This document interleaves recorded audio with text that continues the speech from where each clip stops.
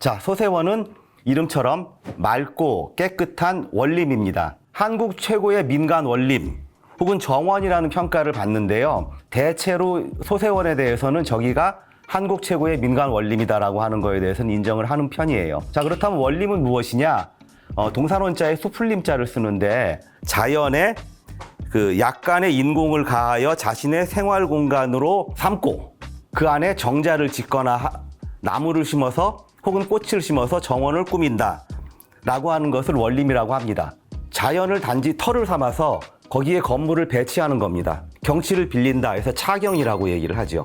자, 그러면은 소세원을 보는 관점은 무엇이냐? 조화와 인정입니다. 내가 어디에 섞였을 때 여기에 내가 조화가 되는 거예요. 그러다 보면은 다른 구성원들을 인정을 하는 거예요. 사람으로 치면 뭐지요?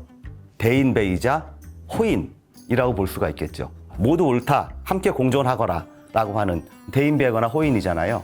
이것을 소세원에 비유를 한다면은 나무에 자랄 권리, 그리고 계류에 흐를 권리, 계류. 흐르는 시냇물을 계류라고 합니다. 요 소세원 사진을 보시면 나무가 어디서 자라고 있죠? 저 배롱나무로 보이는데 배롱나무가 저 정도 자랐다는 것은 분명히 한 200~300년은 됐을 거로 보이는데 담 사이를 뚫고 있잖아요. 담은 그거를 인정하고 담을 쌓았고 저게 무슨 담입니까? 바람이라든가 이런 것들을 차단하고 하는 기능은 이미 없는 거죠. 이때 담은 그냥 경계의 표시, 여기서부터 여기까지가 소세원 영역이다라고 하는, 그리고 하나의 이게 또 조경이 됩니다. 조경일 뿐이죠. 규모에 만약에 실망을 했다면은 여러분들이 양으로 승부를 하면 될 것 같아요. 요 일대에 굉장히 많은 동시대나 혹은 그 비슷한 시기에 세워졌었던 정자, 우리 합쳐서 루정이라고 그러잖아요. 그러니까 누각이나 정자들이 많이 있습니다.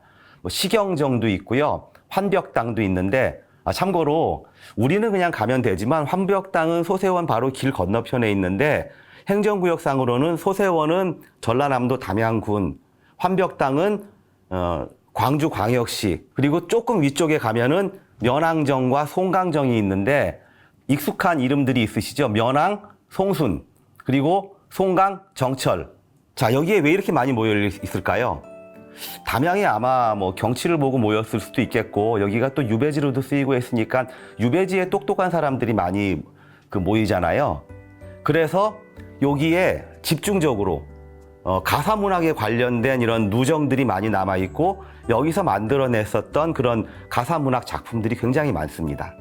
주변 풍광을 인정하고 조화롭게 들어앉은 우리나라 최고의 원림, 소세원이었습니다.